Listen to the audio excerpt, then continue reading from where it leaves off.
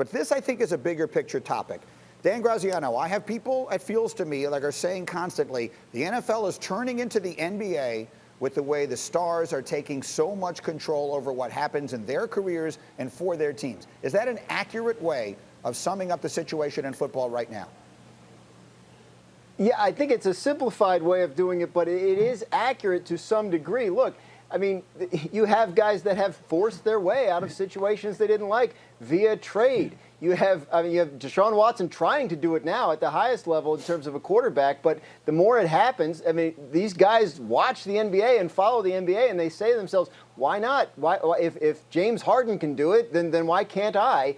And so I think it will continue. The owners obviously hate it and hope that it doesn't continue down this path, but the players, especially the ones that are high profile and make a lot of money, feel like they have leverage. And they are right to an extent that their predecessors really never understood or at least activated.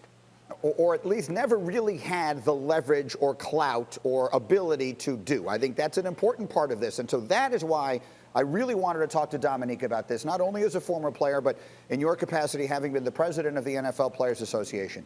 I know how strongly you feel about players being able to take control of their situations. I get that part of it.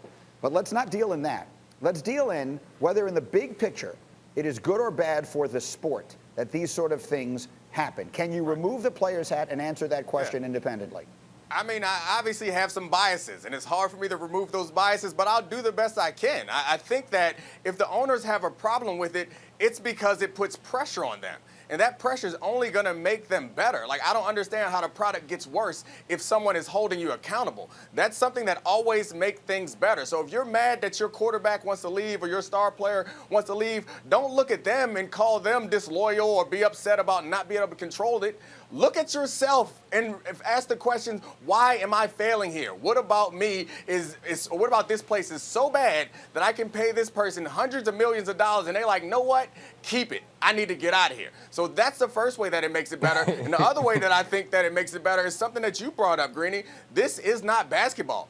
Basketball is positionless in a way that it allows you to stockpile superstars. There's only one quarterback. Nobody is going to go be a backup quarterback because they want to play, because Russell wants to play with Aaron Rodgers. Like, it'll never happen. And I think it adds to the intrigue of the offseason. It makes it exciting. And we saw something similar to that, I guess, take place down in Tampa Bay. When Tom Brady went there, the available stars, they weren't superstars, but the available stars that were out there wanted to go there. And who can say that what happened this year was bad for football? I think it's crazy.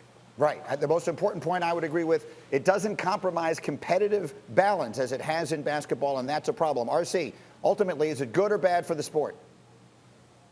I think it's good. If you're a Los Angeles Rams fan, are you excited that you have Jalen Ramsey? If you're a Seattle Seahawks fan, are you excited that you have Jamal Adams? You absolutely are. And if you're the team that gets Deshaun Watson, are you not going to throw a party? And if you have somewhere to put a boat parade, do that as well. You absolutely are. Like, this game is now different, but it's not basketball. You know, basketball is like, hey, I'm AD. I'm tired of being in New Orleans. It ain't really for me. I want to go to L.A.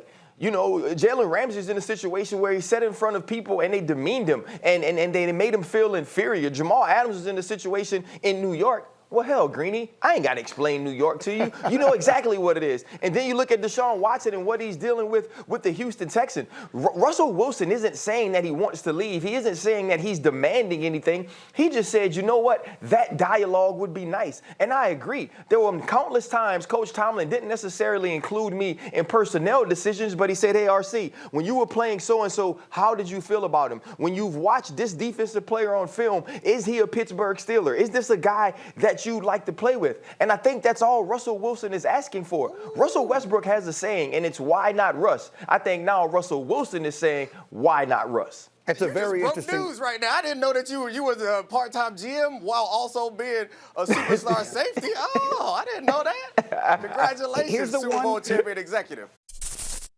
Thank you for watching ESPN on YouTube. For live streaming sports and premium content, subscribe to ESPN+.